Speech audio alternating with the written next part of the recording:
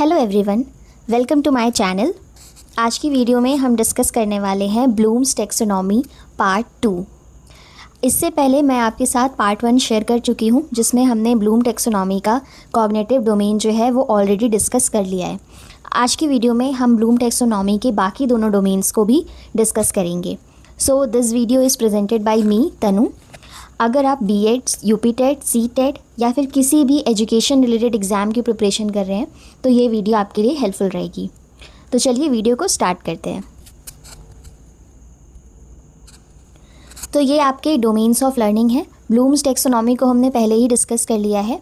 Bloom के द्वारा जो है उन्होंने डोमेन्स ऑफ लर्निंग के 3 टाइप्स बताए हैं, जो कि इस तरह से हैं। पहला है आपका कॉग्निटिव, दूसरा है अफेक्टिव और तीसरा है आपका साइकोमोटर डोमेन। तो कॉग्निटिव डोमेन को हम पहले डिस्कस कर चुके हैं, तो अब बात करते हैं अफेक्टिव और साइकोमोटर डोमेन की। तो अफेक्टिव डोमेन के आपके 5 लेवल्स हैं। 5 इसमें आपके हायरार्की में 5 लेवल्स होते हैं। सबसे पहला है आपका रिसीविंग, उसके बाद है आपका responding, then valuing, then organising and characterising. तो ये आपका अफेक्टिव डोमेन हो गया। Next is psychomotor domain. Psychomotor domain के जो है 7 लेवल्स हैं। सबसे पहला है आपका perception, then set, guided response, mechanism, complex overt response, adaptation and then last is origination. तो चलिए एक एक करके हम सारे पार्ट्स को डिस्कस करते हैं। चलिए तो अब डिस्कस करते हैं अफेक्टिव डोमेन। तो अफेक्टिव डोमेन किसकी बात करता है? It deals with how learners emotionally respond to material, feelings, values, motivation and attitudes. तो अफेक्टिव डोमेन जो है आपका, वो लर्नर जो है उसकी क्या वैल्यू है, उसके क्या इमोशंस हैं, क्या फीलिंग्स हैं, उसकी बात करता है, उस पर फोकस करता है। जैसे आपने अभी कॉग्निटिव डोमेन इसके पहले हमने डिस्कस किया था पिछली वीडियो में। तो कॉग्निटिव डोमेन में हमने ये देखा था कि जो लर्नर है वो क्या जानता है या क्या वो समझ रहा है, क्या पढ़ रहा है। लेकिन अफेक्टिव डोमेन में हम ये समझेंगे कि क्या वो उन चीज़ों को वैल्यू कर रहा है, वो उसके लिए क्या सोच रहा है, क्या वैल्यू रख रहा है, उसके क्या इमोशंस हैं इन सारी चीज़ों को लेकर। तो अफेक्टिव डोमेन जो है वो उससे रिलेटेड होता है। This domain was developed by David Krathwohl along with Bloom and Bertram Masia. मतलब इस डोमेन को डेविड क्रैथहोल ने डेवलप किया था इन 1964 एंड इट हैज़ 5 लेवल्स। और इस डोमेन के 5 लेवल्स होते हैं, लो टू हाई, जिसमें सबसे पहला लेवल होता है आपका रिसीविंग। ठीक है, तो रिसीविंग में लर्नर क्या करता है? इसमें आपका जो लर्नर होता है, it has willingness to listen और पे अटेंशन। मतलब इसमें जो लर्नर होगा वो अटेंटिव है या नहीं, उसे चीज़ों को जानने की उत्सुकता है या नहीं, वो अटेंटिव है या नहीं क्लास में, या जो चीज़ें आप उसे बता रहे हैं वो उसे सुन रहा है, समझ रहा है। ये चीज़ें होती हैं आपकी अटेंटिवनेस की। ठीक है, तो इसके लिए एक एग्जांपल हो सकता है कि जैसे आपने कोई एक्सपेरिमेंट किसी बच्चे को बताया, उसे पता है कि उसको कैसे करना है, पर क्या वो आपकी बातों को सुना, समझा, उसने अटेंटिव होकर चीज़ें समझी हैं या नहीं, ये उसकी वैल्यू से बेस्ड है कि वो चीज़ों को समझना चाह रहा है या नहीं समझना चाह रहा है। ठीक है, इसके बाद है आपका सेकंड है आपका responding, actively participating, reacting to stimuli. अगर इसमें लर्नर जो है आपका एक्टिवली हर चीज़ में पार्टिसिपेट कर रहा है तो वो आपका रिस्पॉन्डिंग का पार्ट होगा। मतलब आपने चीज़ों को समझाया, लर्नर ने उसे रिसीव किया फर्स्ट लेवल में, वो उसने आपकी बातों को अच्छे से अटेंटिव होकर सुना, अटेंशन दिया। उसके बाद क्या वो चीज़ों में एक्टिवली पार्टिसिपेट कर रहा है, ये आपका रिस्पॉन्डिंग का पार्ट होगा। इसका एग्जांपल है कि कोई बच्चा है, कोई लर्नर है, अगर क्लास में कोई डिस्कशन चल रहा है तो क्या वो उसमें हिस्सा ले रहा है, वो उसमें पार्टिसिपेट कर रहा है। ये सारी चीज़ें क्या हैं, ये आपका रिस्पॉन्डिंग का पार्ट हो जाएंगी। और साथ ही साथ इसमें फॉलोज़ इंस्ट्रक्शंस भी आएगा। अगर आप किसी बच्चे को कुछ समझा रहे हैं, आप अपने लर्नर को कोई इंस्ट्रक्शन दे रहे हैं, तो वो उसे फॉलो कर रहा है या नहीं कर रहा है, ये भी आपका रिस्पॉन्डिंग का एक पार्ट हो सकता है। ठीक है, इसके बाद है आपका थर्ड वैल्यूइंग। वैल्यू करना मतलब आपने अगर किसी बच्चे को, सपोज़ आपने क्लास में कोई चीज़ समझाई, या आप किसी बच्चे को एक्सपेरिमेंट के लिए ले गए, कंप्यूटर लैब में ले गए, या फिर अगर आप साइंस लैब में किसी बच्चे को ले गए एक्सपेरिमेंट कराने के लिए, या कंप्यूटर लैब में ले गए प्रैक्टिकल कराने के लिए, तो वो अगर आपने उससे बोला कि आपको ये चीज़ें नहीं टच करनी है, या आपको ये एक्सपेरिमेंट इस तरह से करना है वरना आपके लिए ये डेंजरस हो सकता है, या जो भी ऐसा कुछ आप अगर उस चीज़ को समझा रहे हो, तो वो बच्चा उस चीज़ को वैल्यू कर रहा है। मतलब आपकी बात को वो सुन रहा है, आपकी बातों को वो समझ रहा है, तो वो आपको वैल्यू कर रहा है। मतलब ये आपका वैल्यूइंग का पार्ट हो गया। ठीक है, अटैचिंग वर्थ और value to something, for example shows commitment to fairness, argues for a cause. अब इसका एग्जाम्पल हो सकता है एक और कि अगर आप किसी बच्चे को कोई चीज़ समझा रहे हैं, अगर आप उसे फेयर रहने के लिए कह रहे हैं, तो वो ऑनेस्ट है या नहीं है, या झूठ बोल रहा है, वो ठीक से अच्छी चीज़ों का साथ दे रहा है या झूठ कह रहा है, ये सारी चीज़ें जो हैं वो आपका वैल्यूइंग का पार्ट है कि बच्चा किस चीज़ को वैल्यू कर रहा है, किस चीज़ को वो वर्थ प्रोवाइड कर रहा है अपनी तरफ से। ठीक है, इसके बाद है आपका organisation, comparing and organising multiple values into a system. इसमें बच्चा जो है वो आप जो भी चीज़ें उसे आपने समझाई हैं, जो लर्नर होगा वो कंपेयर करना सीखेगा और चीज़ों को ऑर्गेनाइज करना सीखेगा कि उसकी लाइफ में कौन सी चीज़ कितनी इम्पॉर्टेंट है उसके लिए, और उसे किस चीज़ को ज़्यादा वैल्यू करना है, किस चीज़ को कम वैल्यू करना है। ये सारी चीज़ें जो हैं ये ऑर्गेनाइज़ करना और कंपेयर करना जो है ये ऑर्गेनाइजेशन का पार्ट है, ये उसका हिस्सा है। इसका एग्जाम्पल हो सकता है prioritises time between work and family, resolves conflicting values. अगर कोई लर्नर है वो अपने काम और अपनी फैमिली के बीच में अपना टाइम प्रायोरिटाइज़ कर रहा है कि उसके लिए कहाँ पे टाइम वो निकाल सकता है, अपनी फैमिली के लिए या अपने वर्क के लिए उसको कब टाइम निकालना है, किस चीज़ को कहाँ पे उसे ज़्यादा प्रायोरिटाइज़ करना है, इन दोनों चीज़ों के बीच में अगर वो बैलेंस बना पा रहा है, कंपेयर कर पा रहा है, ऑर्गेनाइज़ कर पा रहा है चीज़ों को, तो वो आपका ऑर्गेनाइजेशन का पार्ट होगा। ठीक है, आई होप आपको ये चारों पॉइंट्स समझ में आए होंगे। अब हम चलते हैं अपने लास्ट पॉइंट पे। So the last point is characterisation. Values becomes internalised and consistently guide behaviour. अब बच्चे ने या जो लर्नर है उसने जो जो चीज़ें सीखी हैं, मतलब उसने पहले रिसीव किया, फिर रिस्पॉन्ड किया चीज़ों को, फिर उसने एक वैल्यू ऐड की अपने इमोशंस से रिलेटेड, अपनी फीलिंग्स से रिलेटेड, उसके मन में जो चीज़ें थी कि उसको किस चीज़ को वैल्यू करना है, फिर उसने ऑर्गेनाइज भी किया उस चीज़ को। अब वो अपने कैरेक्टर का पार्ट बना लेगा उसे। ठीक है, तो वो जो वैल्यूज़ थी जो उसके अंदर थी, जो इमोशंस थे, जो फीलिंग्स थी, अब वो उसके कैरेक्टर का, उसके बिहेवियर का एक हिस्सा बन जाएंगी। जैसे कि इसका एग्जाम्पल हो गया acts consistently according to a personal code of ethic.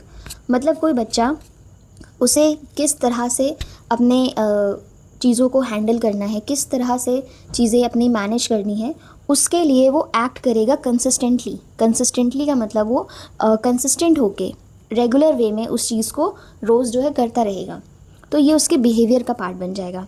जैसे कि एक एग्जांपल ले सकते हैं हम कि अगर आपने किसी बच्चे को बोला कि आपको रोज़ इतना काम करना है, या आपको रोज़ 2 घंटे मैथ्स की क्वेश्चंस करने हैं आपको, या 1 घंटे साइंस की क्लासेस में ध्यान देना है, या इसकी पढ़ाई करनी है, उसकी पढ़ाई करनी है, कोई भी चीज़ आप ऐसे उसमें अगर उसको बता रहे हैं और वो धीरे धीरे उस चीज़ को करते करते कंसिस्टेंट हो जा रहा है, वो रेगुलर बेसिस पे वो चीज़ें कर रहा है, तो उसने अब उसको अपने बिहेवियर का पार्ट बना लिया है। तो ये आपका कैरेक्टराइजेशन का हिस्सा हो गया। ठीक है, तो इसमें हमने ये सीखा अफेक्टिव डोमेन में कि कैसे बच्चा जो है, वो जो लर्नर होगा, वो कौन सी चीज़ को कैसे वैल्यू कर रहा है। ठीक है, वो अपनी फीलिंग्स और इमोशंस कैसे उसमें मैनेज कर रहा है, कैसे उस पर फोकस कर रहा है, ये आपका अफेक्टिव डोमेन का पार्ट हो गया। आई होप आपको ये पूरा पार्ट जो है, पूरे लेवल्स जो है वो आपको समझ में आए होंगे। अब हम चलते हैं आप हमारे नेक्स्ट लेवल की तरफ, जो आपका लास्ट डोमेन है उसकी बात करते हैं। So the next domain is psychomotor domain. The psychomotor domain focuses on physical movement, coordination and motor skill areas. Psychomotor domain जो है आपका लास्ट डोमेन है, और ये आपके बॉडीली काइनेस्थेटिक बॉडी मूवमेंट से रिलेटेड होता है। इसमें आप लर्नर की फ़िज़िकल मूवमेंट, उसके कोऑर्डिनेशन और मोटर स्किल की बात करते हैं, उस पर फोकस किया जाता है कि मोटर स्किल्स क्या होते हैं। मोटर स्किल्स जैसे आप अपने हाथों का इस्तेमाल, अपने पैरों का इस्तेमाल कितने अच्छे से करते हैं, ये आपके मोटर स्किल्स हो गए। ठीक है, तो Bloom's original committee never completed an official psychomotor taxonomy, several other researchers fill that gap. तो ब्लूम की जो ओरिजिनल कमेटी थी, तो उसने क्या किया, उसने कभी भी साइकोमोटर डोमेन को पूरी तरह से कंप्लीट नहीं किया था, उसको कंप्लीट वे में एक्सप्लेन नहीं किया था। तो बहुत सारे अलग अलग रिसर्चर जो थे, उन्होंने अपनी तरफ से इस डोमेन को समझाया, एक्सप्लेन किया, ताकि इस गैप को फिल किया जा सके। ठीक है, सबसे ज़्यादा जो वाइडली टॉट वर्जन है वो सिम्पसन्स का वर्जन है, जिसको हम सिम्पसन्स टेक्सोनॉमी भी कहते हैं। तो ये जो टेक्सोनॉमी है ये सिम्पसन ने दी थी, मतलब ये साइकोमोटर डोमेन के जो लेवल्स हैं ये सिम्पसन्स की टेक्सोनॉमी के ऊपर बेस्ड हैं, जो हम अभी डिस्कस करने वाले हैं। और इसे उन्होंने 1972 में इस टेक्सोनॉमी को पब्लिश किया था, विच हैज़ 7 लेवल्स, जिसके 7 लेवल्स हैं। तो चलिए एक एक करके हम सारे लेवल्स को डिस्कस करते हैं। तो सबसे पहला है आपका परसेप्शन। सो परसेप्शन क्या होता है? Using sensory cues to guide physical activity, noticing what needs to be done. तो इसमें आप क्या करेंगे, चीज़ों को, आपका परसेप्शन क्या है, लर्नर का परसेप्शन क्या है, जैसे इसमें उसे क्या करना चाहिए, वो अपने सेंसरी चीज़ों का, सेंसरी क्यूज़ का इस्तेमाल करेगा और वो समझेगा कि उसे अगर कोई चीज़ करनी है तो वो कैसे उसको शुरू करे, उसके लिए उसे क्या करना पड़ेगा। तो वो नोटिस करेगा, पहले धीरे धीरे समझेगा कि अब उसे क्या करना है, कैसी चीज़ों को करना है, ताकि वो चीज़ों को लर्न कर पाए। इसका एक एग्जाम्पल लेते हैं, जैसे कि recognising the correct way to hold a paint brush by watching a demonstration. अब एक एग्जाम्पल है इसमें कि अगर कोई लर्नर है, उसे पेंट ब्रश कैसे पकड़ना है, मतलब उसे पेंटिंग नहीं आती है, तो पहले तो पेंट ब्रश पकड़ना ही सीखेगा। अगर आप किसी बच्चे को, किसी क्लास नर्सरी या LKG के बच्चे को भी आप, जब आप लिखना स्टार्ट करवाते हैं उसे ABCD या क ख ग घ कुछ भी लिखना सिखाते हैं, तो सबसे पहले चीज़ तो बच्चे को आप पेंसिल पकड़ना ही सिखाते हैं। ठीक है, तो ये आपका साइकोमोटर डोमेन का फर्स्ट लेवल है, जिसमें आप बच्चे को सिखाते हैं कि उसे पेंसिल कैसे पकड़ना है, उसे कैसे पेंसिल को होल्ड करना है, और कैसे बैलेंस बना के उसे चीज़ों को लिखना है, लाइन के ऊपर कैसे लिखना है। तो ये सब परसेप्शन का पार्ट हो गया, जिसमें बच्चे को आप पहले परसीव कराते हैं कि उसे चीज़ों को कैसे करना है, ठीक है, कैसे स्टार्ट करना है। इसके बाद है आपका सेकेंड है सेट। सेट में क्या होता है? Mental, physical and emotional readiness to act. अब सेट में ये होता है कि बच्चे के अंदर, लर्नर के अंदर मेंटली, फिजिकली और इमोशनली वो रेडीनेस होनी चाहिए, मतलब उत्सुकता होनी चाहिए कि उसे हाँ ये चीज़ करनी है। अगर कोई बच्चा तैयार ही नहीं है पढ़ने के लिए, तो आप उसे कैसे पढ़ाओगे? तो बच्चे को आपको तैयार करना है, रेडीनेस होनी चाहिए उसके अंदर, उत्सुकता होनी चाहिए कि हाँ वो करना चाहता है ये चीज़। उसे आपको तैयार करना पड़ेगा, मेंटली, फिजिकली और इमोशनली तीनों तरह से उसे फिट होना पड़ेगा, उसे रेडी होना पड़ेगा, ताकि वो आगे एक्ट कर सके। ठीक है, तो इसका एग्जांपल है positioning your hands correctly before typing, showing willingness to attempt a task. मतलब टाइपिंग करने से पहले जैसे हमें अपने हाथों को एक सही पोजीशन में, करेक्ट पोजीशन में रखना होता है, और साथ ही साथ अगर आप कोई टास्क करने वाले हैं तो उसके लिए आप विलिंगनेस दिखाएंगे कि हाँ आप तैयार हैं, आप चाहते हैं उस चीज़ को करना। तो आप इसमें सेट में आप मेंटली और फिज़िकली और हर तरीके से इमोशनली जो है अपने आप को प्रिपेयर रखते हैं, रेडी रखते हैं, ताकि आप आगे की चीज़ के लिए एक्ट कर सकें। ठीक है, तो ये आपका सेकेंड लेवल हो गया। अब आगे हम लोग नेक्स्ट लेवल देखते हैं। So next is guided response. अब गाइडेड रिस्पॉन्स क्या होता है? Early learning stage, imitation and trial and error under supervision. Guided response का मतलब, गाइडेड का मतलब ही होता है कि आपको कोई गाइड कर रहा है। ठीक है, तो कोई भी लर्नर है उसे कोई एल्डर पर्सन या फिर उसका जो टीचर होगा या उसका जो टीचर होगा वो उसको गाइड करेगा कि उसको कैसे रिस्पॉन्स करना है। मतलब वो पहले टीचर को देखिएगा, जो लर्नर होगा उसको टीचर समझाएगा कि ये टास्क है या ये सारी चीज़ें हैं, इसे कैसे करना है, पहले वो उसको करके दिखाएगा। फिर क्या होगा, जो बच्चा होगा, जो लर्नर होगा, वो उस टास्क को इमिटेट करेगा, रिपीट करेगा, मतलब टीचर को देख के उस चीज़ को रिपीट करेगा। फिर उससे कुछ गलती होगी, ट्रायल एंड एरर होगा, मतलब ट्राई करेगा, फिर कुछ गलतियाँ होंगी, अंडर सुपरविजन होंगी, मतलब टीचर के अंडर होंगी, और फिर टीचर जो है वो उसकी गलतियों को सुधारेगा। तो ये आपका गाइडेड रिस्पॉन्स का पार्ट है।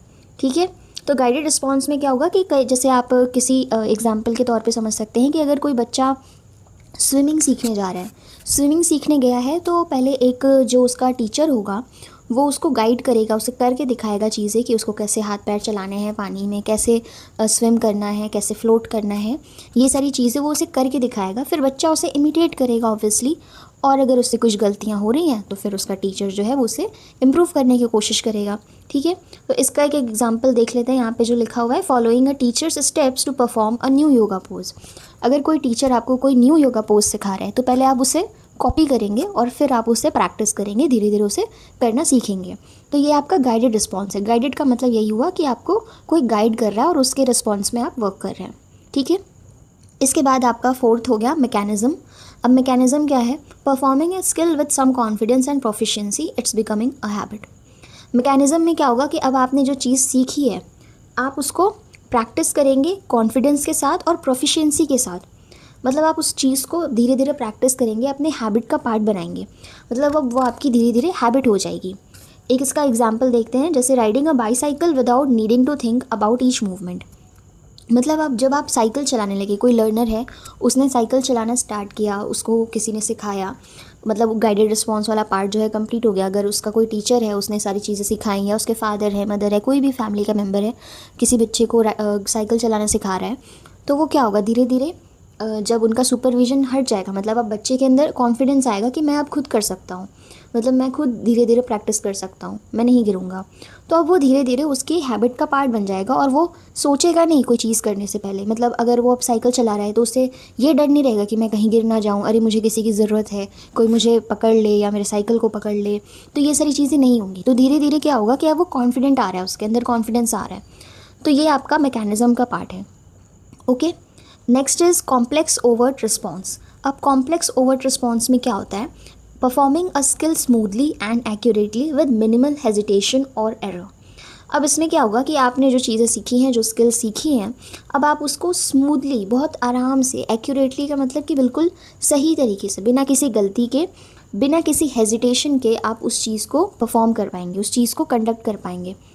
तो इसका एग्जाम्पल हो गया a trend chef chopping vegetables quickly and precisely. अब कोई ट्रेंड शेफ़ है, वो इन सारे लेवल्स से गुजर चुका है। तो कॉम्प्लेक्स ओवर रिस्पॉन्स में क्या होगा कि अब वो चीज़ों को बहुत कॉन्फिडेंटली, बिल्कुल सही तरीके से कंडक्ट कर पाएगा। जैसे उसे सब्जियां काटनी है तो वो बहुत जल्दी जल्दी उस चीज़ को करेगा और बहुत प्रिसाइसली करेगा, बहुत एक्यूरेटली करेगा। तो ये आपका कॉम्प्लेक्स ओवर रिस्पॉन्स का पार्ट होगा। ठीक है, अभी इसके पहले जैसे हमने बाईसाइकिल का एग्जाम्पल ही लिया, तो इसमें बच्चा जो है, अगर यही एग्जाम्पल हम यहाँ पे कंसिडर करें तो इसमें क्या होगा कि बच्चा जो है अब वो बिल्कुल सही तरीके से बाईसाइकिल राइड कर पा रहा है। या योगा पोज का ही अगर एग्जाम्पल ले तो अब जो लर्नर है वो बहुत अच्छी तरीके से योगा कर पा रहा है, एक्यूरेटली कर पा रहा है सारे आसन्स को। तो ये आपका कॉम्प्लेक्स ओवर रिस्पॉन्स का हिस्सा हो जाएगा। ठीक है, अब इसके बाद देखते हैं adaptation, modifying movements to fit new और अनएक्सपेक्टेड सिचुएशंस। अब आप अपने इस मतलब अडेप्टेशन में क्या करेंगे, अब आप अडेप्ट करेंगे, मतलब आप अपने मूवमेंट्स को चेंज करेंगे new situations, new unexpected situations या नई चीज़ों के बेसिस पर। जैसे कि कोई बच्चा बाईसाइकिल चला रहा है, तो अब वो चाहता है कि उसे साइकिल चलाना तो आ गया, अब वो चाहते हैं मैं एक हाथ से साइकिल चलाऊँ, या मैं बिना हाथ से पकड़े मैं साइकिल चलाऊं, या मैं बैलेंस कर पाऊँ चीज़ों को। या शेफ़ है, वो शेफ़ चाहते हैं कि मैं कुछ नए तरीके से सब्जियों को काटूं, या इसमें कुछ मॉडिफिकेशन लाऊं, जो मैंने सीखा है उसमें मैं कुछ नया करूं। तो ये सब अडेप्टेशन में आएगा। ठीक है, इसका एग्जाम्पल है adjusting a tennis swing after noticing wind direction. जैसे अब आपने चीज़ें सीख ली हैं और टेनिस खेल रहे हैं आप, तो टेनिस का स्विंग जो है अब आप हवा के डायरेक्शन के हिसाब से आप उसमें मॉडिफिकेशन ला रहे हैं। आप जिस तरफ हवा का डायरेक्शन है आप उस तरह से चेंज करके अपना जो टेनिस है वो खेल रहे हैं। तो ये आपका अडेप्टेशन का पार्ट है। ठीक है, कि आपने चीज़ें सीख ली हैं, अब आप अडेप्ट कर रहे हैं उस चीज़ को और आप उसमें नई चीज़ें भी ऐड कर पा रहे हैं, नई मूवमेंट्स भी मॉडिफाई कर पा रहे हैं। ओके, आई होप आपको ये समझ में आ गया होगा। इसके बाद आपका लास्ट है origination, creating new movement patterns और techniques based on mastered skills.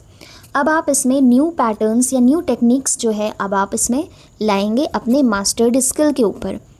For example a choreographer inventing an original dance routine. इसका एग्जाम्पल हो सकता है कि एक कोरियोग्राफर है, उसने एक ओरिजिनल डांस रूटीन जो है वो खुद इन्वेंट की। या इसमें एग्जाम्पल ले सकते हैं, शेफ़ का एग्जाम्पल ही ले सकते हैं। जैसे अभी हमने ऊपर डिस्कस किया, शेफ़ ने कोई नई डिश तैयार की, उसने जो चीज़ें सीखी हैं अपने स्किल में मास्टरी हासिल करने के बाद अब वो कुछ क्रिएट कर रहा है, कुछ ओरिजिनेट कर रहा है, कुछ नया बना रहा है अगर, तो वो आपका ओरिजिनेशन का हिस्सा हो जाएगा। मतलब हमने स्टार्टिंग से ये देखा कि कैसे धीरे धीरे हम साइकोमोटर डोमेन में पहले हम किसी स्किल को सीखते हैं, धीरे धीरे उसमें आपका एक सुपरवाइज़र भी होता है, एक टीचर भी होता है जो आपकी हेल्प करता है, उसके साथ आपका गाइडेड रिस्पॉन्स जो है वो चलता है। मतलब आप इमिटेट करते हैं, फिर गलतियाँ करते हैं, फिर चीज़ें सीखते हैं, फिर उसमें कुछ मॉडिफिकेशन लाते हैं। अगर आपको लगता है कि मतलब इसमें कुछ मैं अपने तरफ से ऐड कर सकता हूँ, उसको आप ऐड करते हैं। फिर जब आप लास्ट में मास्टरी हासिल कर लेते हैं अपने स्किल में, फिर आप क्या करेंगे, लास्ट में आप जो है हो सकता है अपनी तरफ से कुछ नया इन्वेंट करें, कुछ नया डिस्कवर करें, या कुछ नई चीज़ करें अपनी तरफ से। तो जो आपने स्किल सीखी है उसके बेसिस पे ओरिजिनेशन में आप कुछ नया ओरिजिनेट करेंगे। ये आपका लास्ट हो गया, लास्ट लेवल हो गया। So this was all about psychomotor domain. तो साइकोमोटर डोमेन में ये ध्यान रखना है आपको कि ये आपका बॉडी मूवमेंट से रिलेटेड है, कोऑर्डिनेशन से रिलेटेड है ये आपका डोमेन। ठीक है, so that was all about affective and psychomotor domain. I hope आपको सारी चीज़ें समझ में आ गई होंगी। If you like the video, please like and subscribe to my channel, and I will meet you in the next one. Thank you so much.